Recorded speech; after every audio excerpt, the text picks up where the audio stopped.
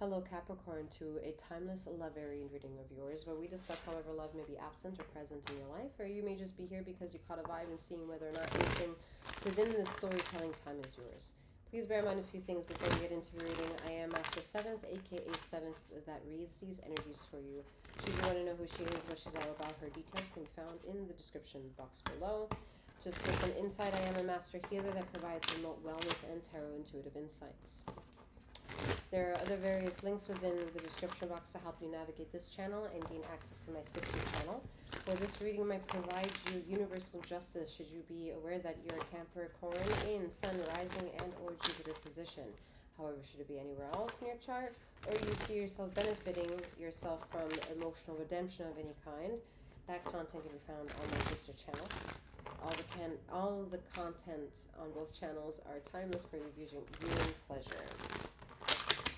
Bear in mind that this is not a one-to-one reading. This is a general collective insight, so take the messages as they may fit. Leave the rest behind. All right. Capricorn.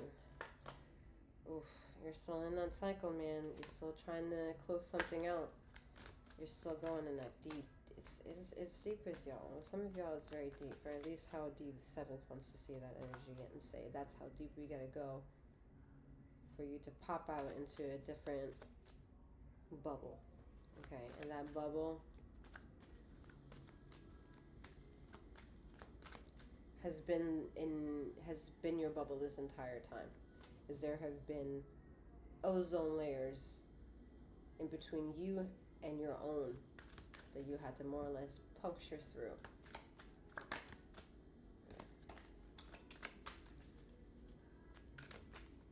Ugh. Some of you may need to go to counseling, some type of mental wellness activity, okay?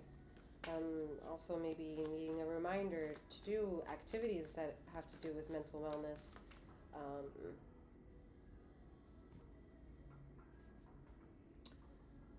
Writing could be one of that. Free writing, journal entry. Another could be coloring books.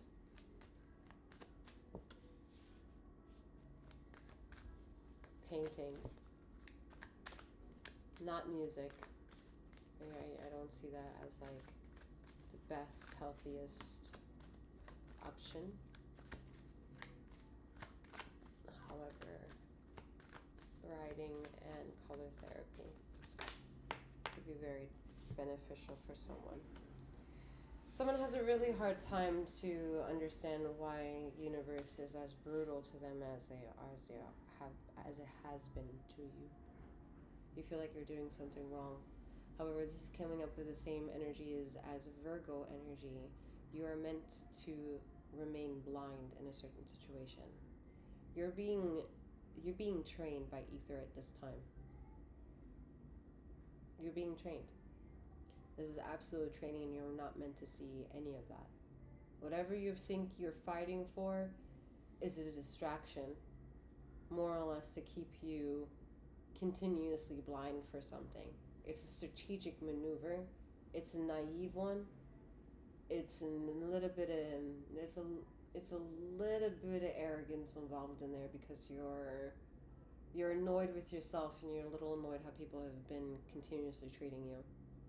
At the same time, you understand it's the reality of the outcome of your immediate surrounding and environment, and maybe you don't have the means to get out of your geographical mapping at this time. And for that, you've, I think, accepted your guides, your ancestors, your communication with your universe, and are content with the fact that you can't make certain decisions immediate high priority at this time. I think the cost of those situations are just too much for you to consider as an option.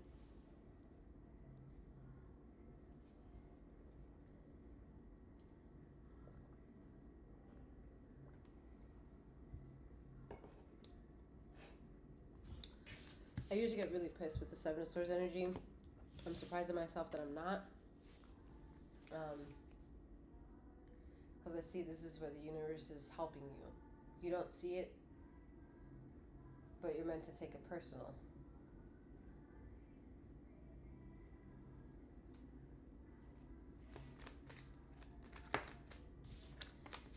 Two of Cups, you don't see your... You feel that there is. You are also at the same time being put in a version of needing to be blind.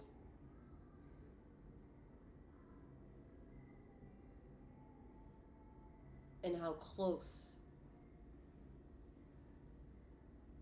what you want is. Either has a huge game plan behind this. Like a big one. Big one. If it induces fear, it's meant to. It's meant to induce fear, yet this fear, and pay close attention, is not intended to give attention to. It is more or less your body telling you that the fear is around, and as long as you pay attention to it, and when it's over, then that energy is gone. But there's some of you who you distract yourself the moment you get in fear. You distract yourself. That has nothing to do with the moment that induced the fear in the first place. That's where you've been robbing yourself blind. And that's where you've deceived yourself in some way. Because what you don't see is how the answer to what it is that you very much want in life, which is this. However this symbolically looks like to you, you want this. You want this a lot.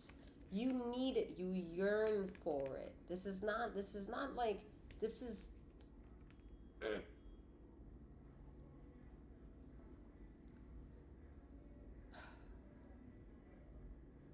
You don't need it that you make it a dialogue. Let's not get this shit twisted, okay? You don't go around saying you want a relationship, you believe in unconditional. Don't get that shit twisted. We all know Cappies are out there money, okay? We get it. This is maybe not your first priority, but you would be lying to yourself if you weren't to admit it's the beginning priority. You would rather have this than show up to what you do best. You'd rather have this. But money distracts you, and also money is your logical reason to understand that to have this fortified, you want the ability to have this adventure at any moment in time you decide to participate. And that requires, in this realm of earth, abundance of some kind, which is then currency of some type. You are so well at that spiritual knowledge that bringing your attitude, your ego to the gameplay of work in life, I mean, that can come and go, but you when the money is good, the money is good. And when the money is bad, you remember how money was good and you get back into the fucking playing field no matter fucking what. You are not afraid of working. Like, that's not... No one could ever throw that against you that you don't work. Ever. And you're also humble to that approach, so that's why you're also a lot oftentimes respected in the category of work. And when it comes to this shit, y'all, if you don't begin this conversation with yourself and honor that, you have a longer time accepting that the reason why you maybe get the most bad apples in the group of the posse that you know that seem to have shit handed to them in a golden platter when it comes to this energy, and you are like, the fuck am I being served? You're not seeing something about yourself. And it's not about it not being the right time to see it, but you're unfortunately keep being in the same pattern over and over again. This is why some of this bleeds into being the same readings. One reading to another, certain points get rehashed, and that's maybe contingent of certain patterns being the ones being rehashed, so it becomes redundant and repetitive and recycled. And we want to reuse, recycle, and shit, but this got to bring us some value when it's going to come back into our life. And right now, when people come back into your life in one way or another, they're not adding value. They're not adding value where you need it the most, and you need a break in more ways than you can imagine, and you know that, and you are flighty to the approach to giving you this break. I mean, vacation. I mean, some of you don't honor yourself with that. And then when you do, you bring work to some of this vacation, then it's not vacation for the people that you're going to work with. I mean, vacation with. You brought work with you.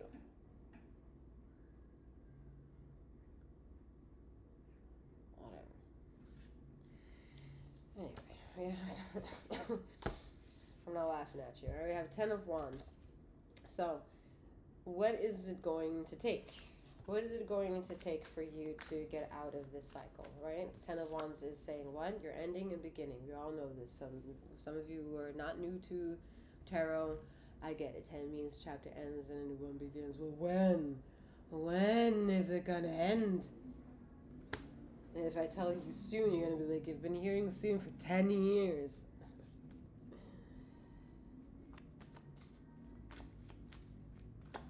And that's when one can feel gaslit, right? That's when you need to be told, remember that this is not a one-to-one reading. This is a general collective reading. We are not having the chance to bring more closure and make something so vast hone in on you. But by no means doesn't it not include you in maybe one or all aspects.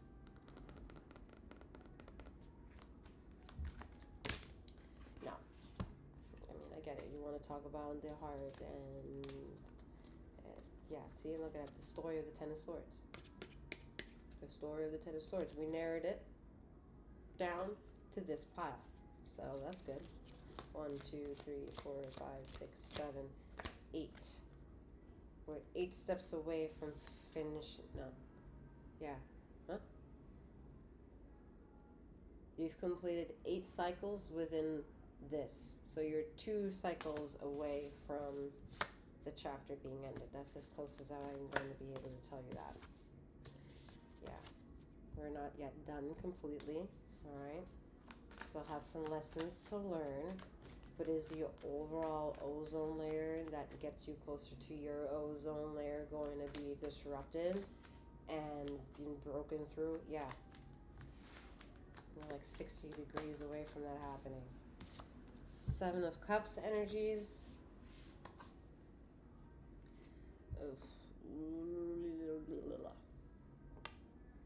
Feeling like you're drowning with all this shit. That's why I think you're meant to just, like Scorpio energy, sit your ass down. At the same time, don't be comfortable in doing so.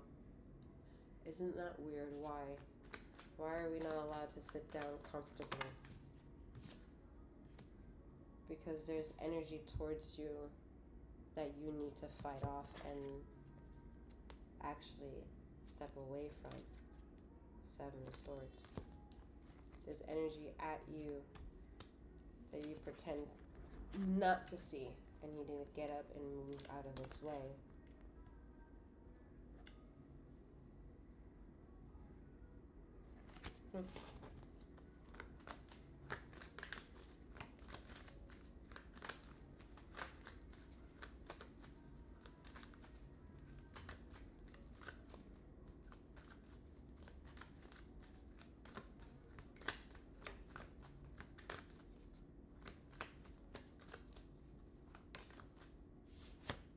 The Star.